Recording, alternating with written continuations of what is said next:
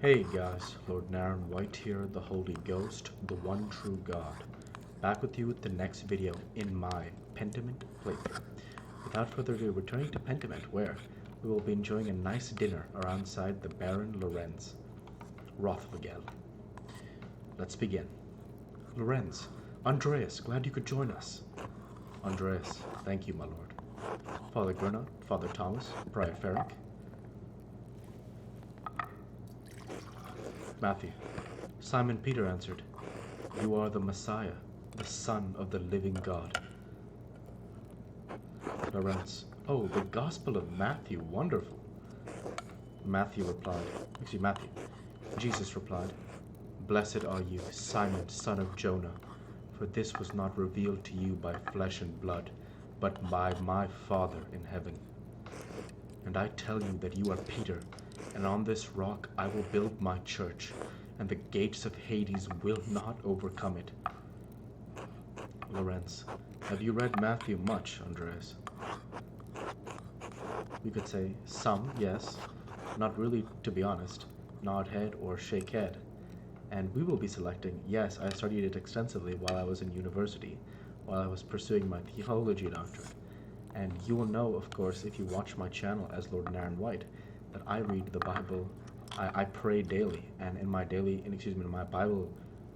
diary series, I read a chapter of the Bible for every one of those videos, and I increase my scriptural knowledge consistently because that's what Jesus would do.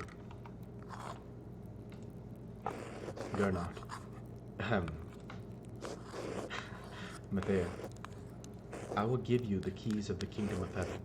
Whatever you bind on earth will be bound in heaven, and whatever you loose on earth will be loosed in heaven.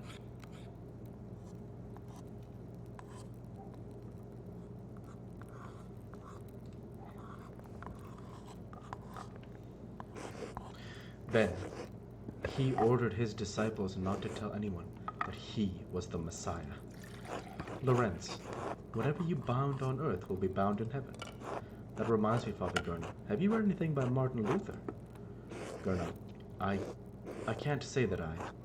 Lorenz, he has some incredible ideas about the church. Brilliant, I think. Gernot, my lord, is the meal to your liking? I believe I remember you enjoying our quail on your last visit. Lorenz, the quail? My God. Father Abbot, the quail is fine, but don't you think Luther's ideas are worth discussing?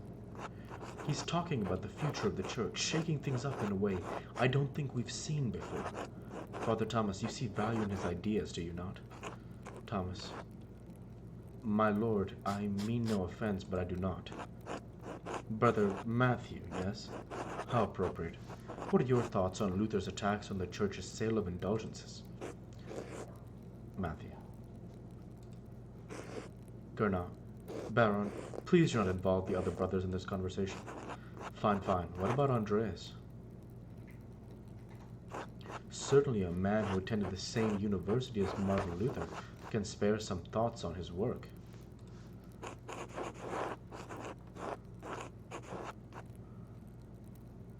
We could say, yes, I have some thoughts. There's a great deal of theological merit to Luther's work. Or, why not? Where should we start? Or, I must respect Father Abbot's wishes at his table, my lord, or remain silent. And, yeah, he's really put me in a difficult position. What options do we have? There's a lot of theology to talk about. Maybe Father Gernot would appreciate that. Why not join in a debate? It may bring everyone closer to understanding truth. It would be wise to defer to the abbot's authority and decline. I need to be quiet. I don't know what else to do. To hell with the abbot. If he can't handle a little criticism, he isn't fit to sit at the fancy table. I believe it would be wise to defer to the abbot's authority and decline. True, after all, it is his table. Et tu, Andreas? I expected more of you. Enough. Lord Rothvogel, you are our guest and held in high esteem, but you have worn out my patience. You will not be discussing Luther's work with Andreas, Thomas, Matthew, or with any other brother. Is that clear? Lorenz, I suppose, Father. It is your abbey. but you're taking too much offense at this, and you're far too afraid of change. And now I want to pause for a second. I can only imagine, and of course the devs of this game and the writers, and anyone who's played the game who picked the other path where you say, yeah, you're with Martin Luther, wow, there must be a firestorm on that one. And that's just the beauty of games like Pentiment, where you have choice and each of that has consequences. Um, for me, obviously, we may encounter Lorenz down the road, hopefully, as um, Mr. Miller here grows in station. However, for right now, that is not the time to be thinking about that because this is still Father Abbott's Abbey, and just to see the fire that came at that response, man, the tensions between, the tensions of the time period here, really manifesting religious tensions. Whether it's from Luther or someone else, reform is coming to the church. You had better accept it. Gernot. What? Neither you nor Martin Luther dictate change to the Holy Church on their whim. This talk is beyond insulting. It's blasphemous, outrageous. How dare you? Lorenz, I see. I have overstepped my bounds, and I suppose I have ruined everyone's supper. My apologies. In spite of this unpleasantness, I will make good on my manuscript payment and the donation of my copy at Historia Tesse. If you cannot accept what the future will bring, perhaps it's time for you to come to terms with your fast. Well, no need to overstay my welcome, fathers, brothers, Andreas. Good night.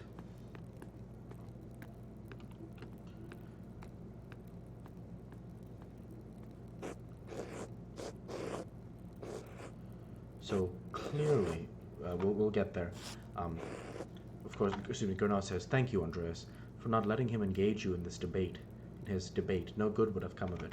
Now, I want to pause for a second and comment on the line that Baron Rothvigel says, which is, of course, that he says, "Et tu, Andreas," and that line comes from Caesar, when Caesar says to Brutus, "Et tu, Brute," and then they murder Caesar. And it was so powerful when I saw that line, because you feel bad because when we were walking in the meadow, I explained why I chose that Protestant line of reasoning for Andreas was because you had three options at the beginning of the story. You could have chosen to be purely Italian, which you would have been Catholic. French and Italian, you probably would have been Catholic. Or French and Dutch, where now with that Dutch influence, you're getting, and of course in France as well, there's some Protestantism.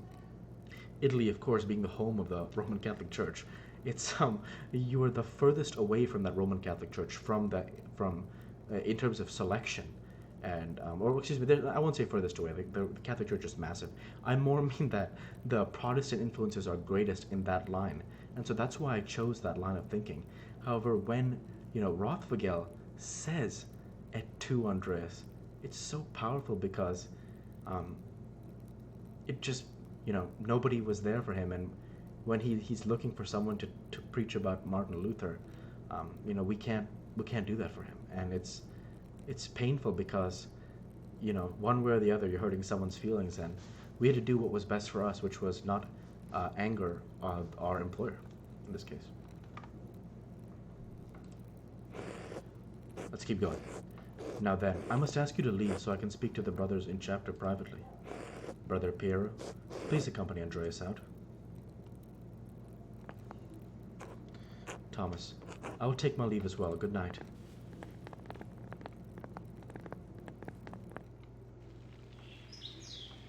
Piero, don't worry about Father Gernot and the Baron. I'm sure that it will all be fine by morning. I hope Father Abbot can see that the Baron's heart is in the right place, even if he picked the wrong time to express himself. Andreas, that seems unlikely. Or, I think the Baron should apologize if he wants to be forgiven. Yeah, it may be so, but we must never lose hope. In any case, I do hope the Baron respects the Abbot's wishes for the rest of his stay, for everyone's sake. Andreas, Brother Piero, what do you think of Martin Luther's ideas? Piero, That is for younger and wiser men than me to decide. I am just a monk, thank God.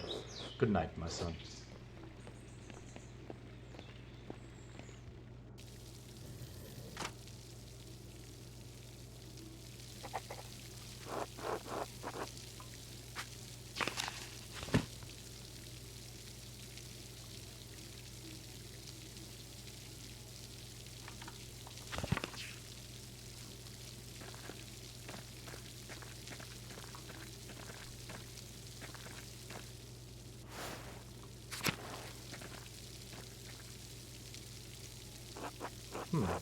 There's a lamp still burning in the guest house.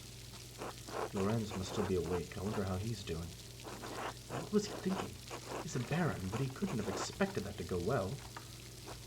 The storm doesn't seem to be letting up anytime soon. I should get back to the Gertners.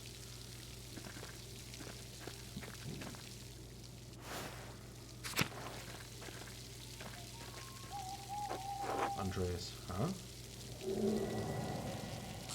Yeah. Are you all right, Master Mailer? Tilly.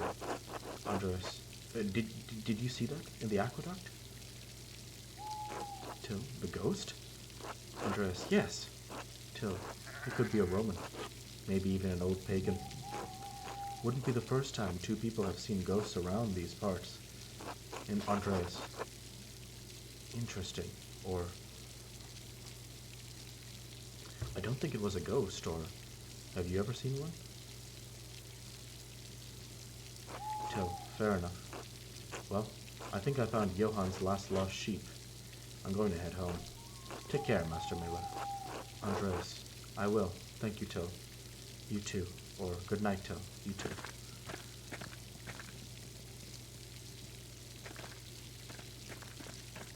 Definitely not going to the forest.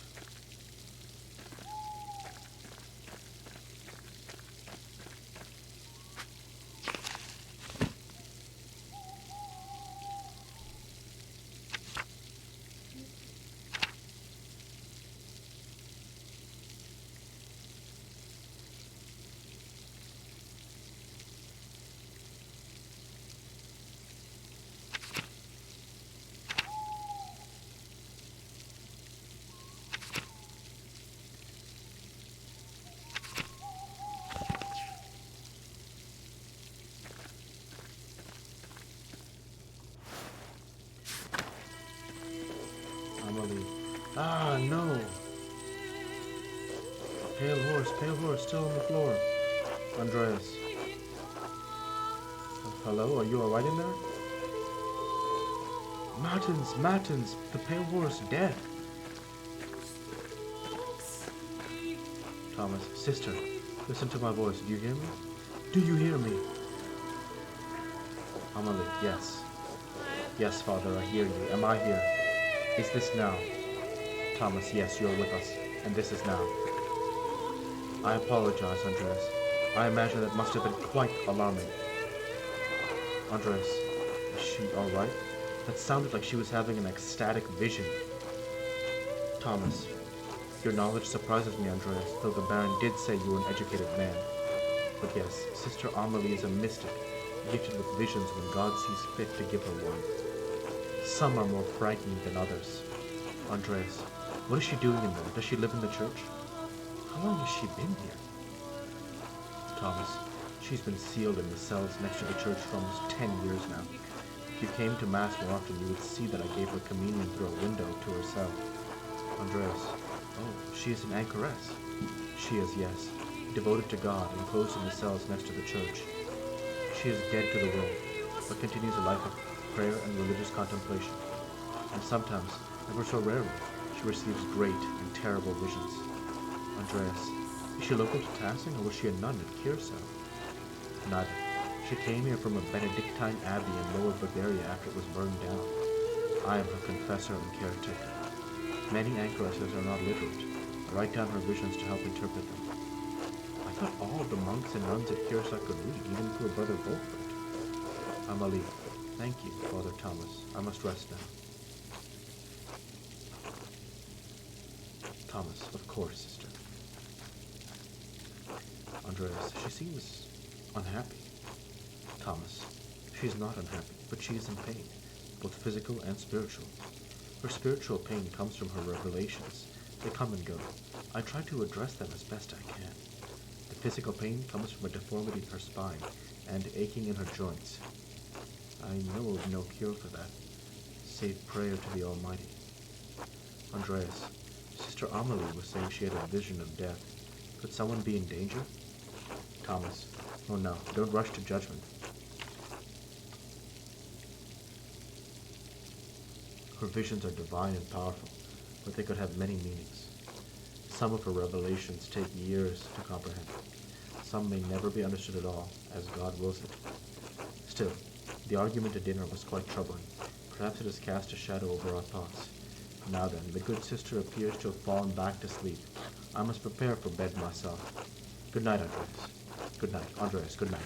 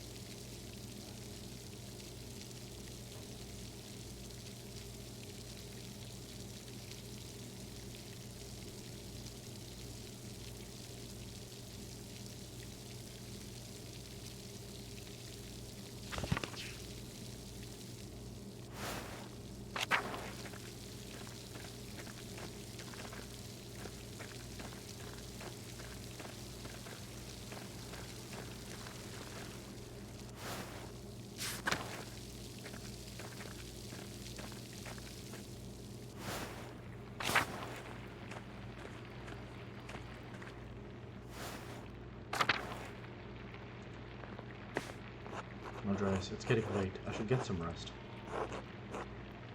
Go to sleep.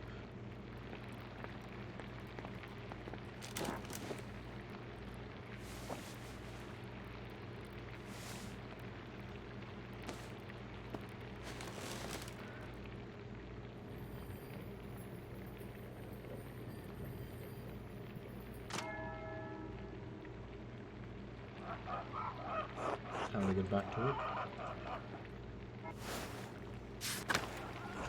Ursula. Wah! Eva. Shh, it's all right, Ursula. Andreas. Good morning. What happened? Or, good morning. Do you need any help with Ursula? Eva. A storm rolled in during the night. It hasn't let up all morning. Clara and I have been doing what we can in here to keep us all from washing away. Clara. Peter and Jorg are outside trying to deal with the flooding as best they can. Andreas. Oh, is the farm in danger? Eva. There's always a danger with this much rain. We've lived through worse. Whatever. Whatever happens, it will be as God wills it. We must have faith in Providence and endure what is to come. Oh, I have some food for you.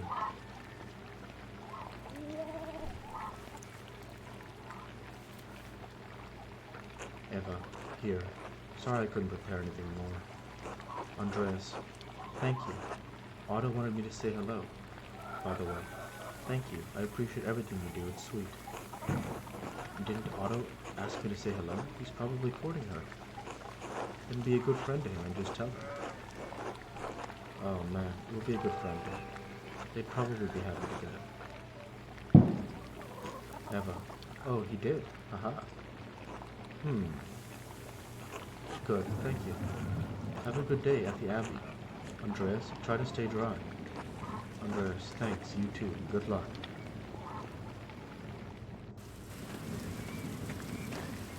Peter.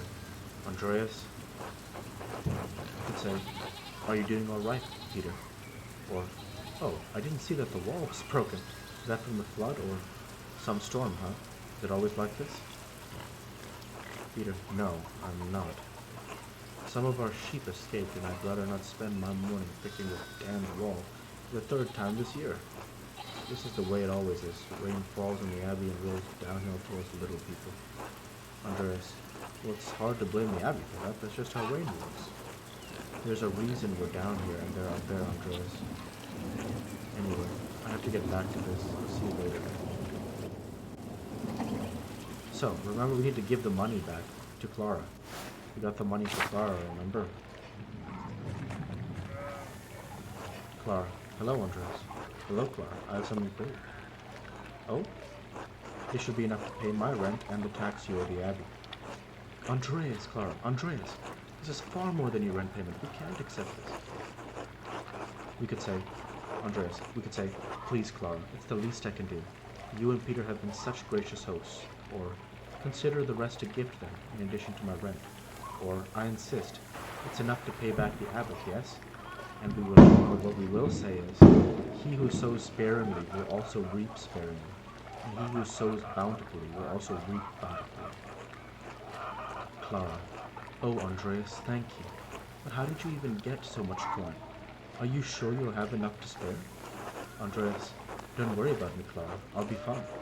Or, I convinced Brother Matteo to pay me a bit early. I wanted to make sure you could pay your taxes in time. Don't worry about it. Clara, oh, well, if you're sure. Thank you, Andreas. You don't know what this means to us. Andreas, I'm happy to help Clara. It's the Christian thing to do. Or it's probably best not to mention. Clara, you're a good man, Andreas. Thank you. I'll let you move on with your day. God bless you. Andreas, until later.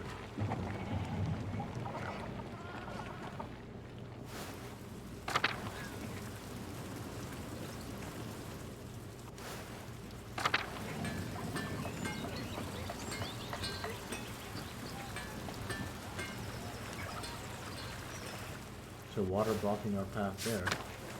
We have to find another way to the Abbey.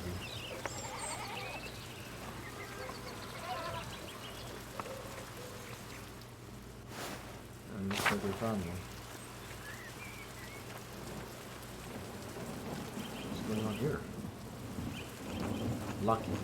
Father, I've said this before, but it isn't good that the water drains here so quickly. It's affecting the foundation and needs to be looked at. Thomas, I understand, but if you dig here, you may be disturbing the bodies decomposing in the yard. Lucky. Of course, Father, but they're going to be dug back up again anyway. Thomas, yes, but why disturb them unnecessarily? Lucky, it's your church, Father, but you can't put this off forever. The foundation is going to crack. Thomas, I understand. Perhaps after some of the bones have been moved to the ossuaries. Thank you, Lucky. Lucky. Thomas. Good day, Master Miller. Good day, Father Thomas.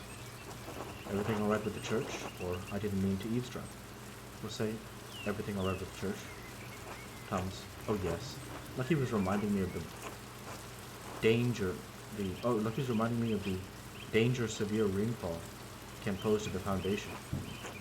God looks after his flock, but sometimes the pen requires an earthly hand. It will be taken care of. God be with you, Andreas. Andreas, and with you, Father Thomas. Until later.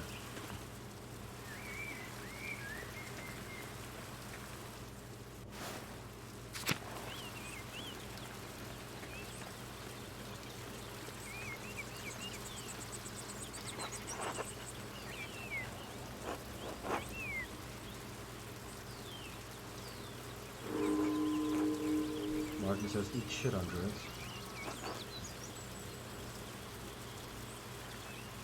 Andreas. I should get to the scriptura. Darnell will give me an earful if I'm late again.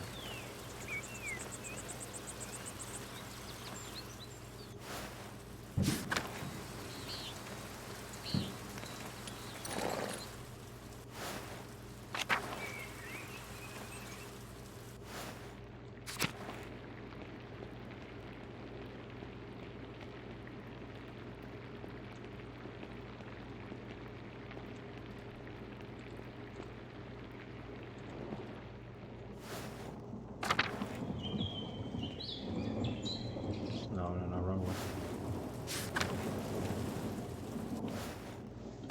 Come on, I got this, man. Where am I going here?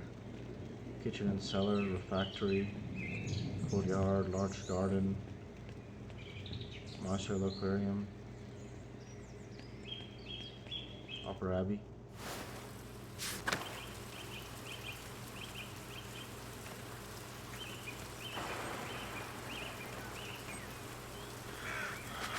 Take a look here. Church. Let's go to the church first. Church to dormitory. Alright, church to dormitory.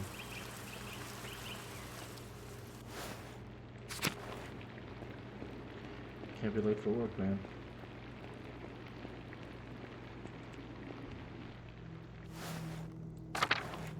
To Old Bailey. To Scriptorium.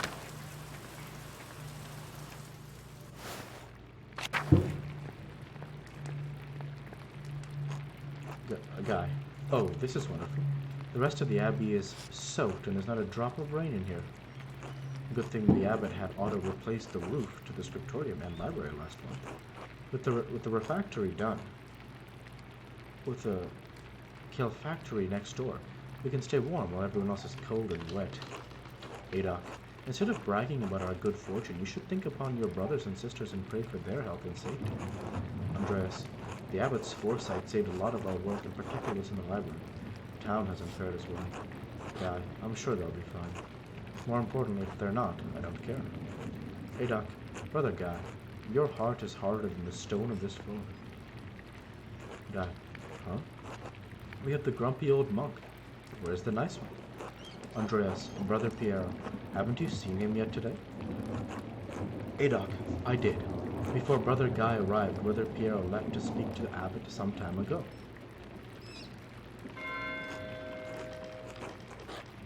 What? Guy, what? Why is Matthew ringing the bell? It can't be terse already. Hey Doc, I pray it stops soon. Such a cacophony is an assault on my frail ears. Guy, it's not stopping.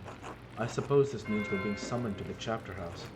Hey Doc, God, give me the strength to endure the rain.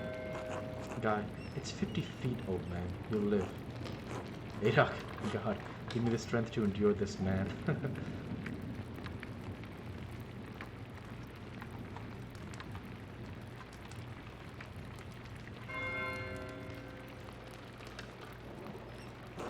Andreas, it's still not stopping. What's going on? This can't all be because of the storm. I should see what's the matter.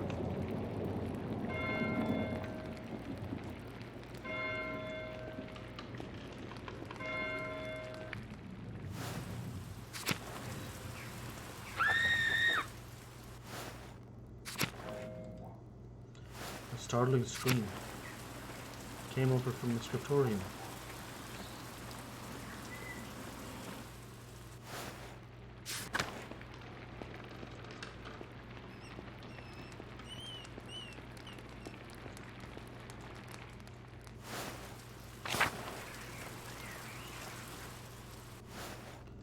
I want to go to the tower.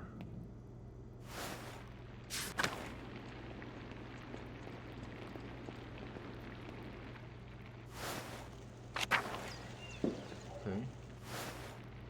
Where does my objective say to go? The chapter house. Okay. So be it. And from the cloister we go to the chapter house, right? It's coming from just down the hall. Maybe the chapter house.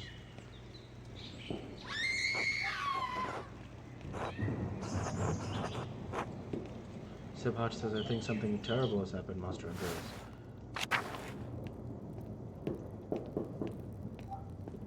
Oh my god.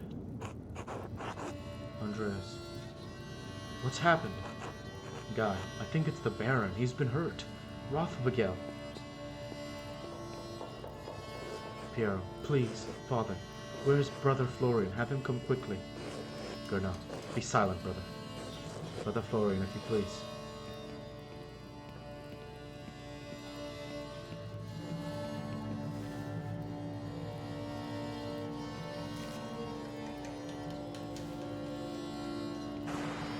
Florian, I'm sorry, Father. There's nothing to be done. He's dead. Margaret. Ah! Cecilia. Sister Margaret, calm yourself. Sister Gertrude, please take Sister Margaret back to the garden. Gertrude. Yes, Mother Cecilia. Gernot. God protest us. The Baroness was a friend of the Prince Bishop of Freising. Protect us. Andreas, why is he so worried about the Prince Bishop? Guy, this abbey is odd in more than one way. Its existence offends some in the church. We are far enough from Rome and Maine that everyone forgets about us. This could bring unwanted attention. Gurnau, Florian, how easily do you think you could dispose of this body? Florian, Father Abbot, what are you saying? Gurnau, why are you questioning me? Why are you wasting precious time? Do you want to see the soldiers of the Prince Bishop march up our steps and fling your brothers and sisters out of our home? God protect us. Ave Maria gratia plena. Silence, quiet. Cecilia, calm yourselves, all of you. Father Abbot, Baron Rothwegel's manservant is already preparing to leave. The Baron's wife should be here in a matter of hours. This is not the time for rash decisions. Gurnau, yes, you're right. Forgive me. But then what will we do? Cecilia, we must send the Baron's man to the court of the Prince Bishop in Freising at once. Matteo, Mother Cecilia, the Baron said the Prince Bishop's archdeacon was in Innsbruck for the imperial diet. Cecilia, even better, swift action will silence any whispers of impropriety on her part. Given the Baron's stature, the archdeacon will undoubtedly come to investigate immediately. We must cooperate with him fully and pray for a speedy resolution. Gurnau, yes, good. Thank you, Mother Cecilia. Brother Warslaw, please detain Brother Piero in the cellar until the Prince Bishop's man arrives. Warslaw, what? Brother Piero, why? Andreas, that's absurd. Or, Father Gurnau, I implore you to reconsider. Gurnau, he was caught in flagrante delicto, covered in blood with a knife in his hand. Florian, Father, do you really believe that Brother Piero is capable of such a foul deed? Gurnau, yes, capable enough when motivated by anger. Piero, I had no anger against the Baron, Father Abbot. I simply came across him like this. Gurnau, no anger? Not even for insulting your work and forcing us to give it to Andreas? This is not a subject for debate. When the Prince Bishop's man arrives, we must not be empty-handed. Andreas, even if Piero wanted to kill the Baron, he's not physically capable of the act. He wasn't angry. Anyone who's in the scriptorium knows that. Even Guy knows that.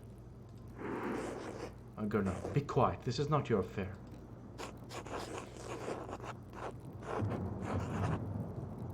Andreas, it is my affair if you're going to make me part of Brother Piero's supposed motive. Forgive me, Father Gurnau. I just don't think Brother Piero could have done this. Gurnau, your position has been noted. My decision stands. Brother Warslaw will detain Brother Piero in the cellar until I say otherwise.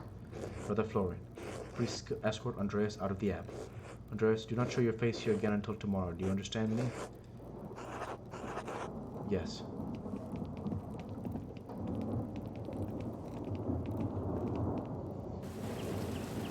Florian, Andreas, listen to me. I sympathize with you.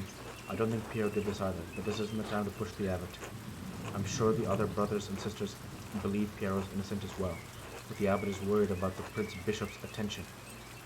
Andreas, if you have any recommendations, I'd love to hear them, or I have to do something. I can't let Piero die for something he didn't do. Florian, take a few hours to calm your nerves and your mind. You need to think clearly. Go to the Druckers, eat a good meal, and come back at Nantes. You won't have much time, but tap on my window with a small stone and I'll let you in. In for what? Florian, to examine the body.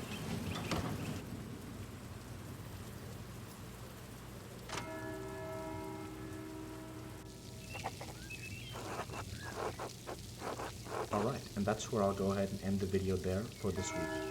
And so, with that I want to say, thank you for watching, and I hope you enjoyed.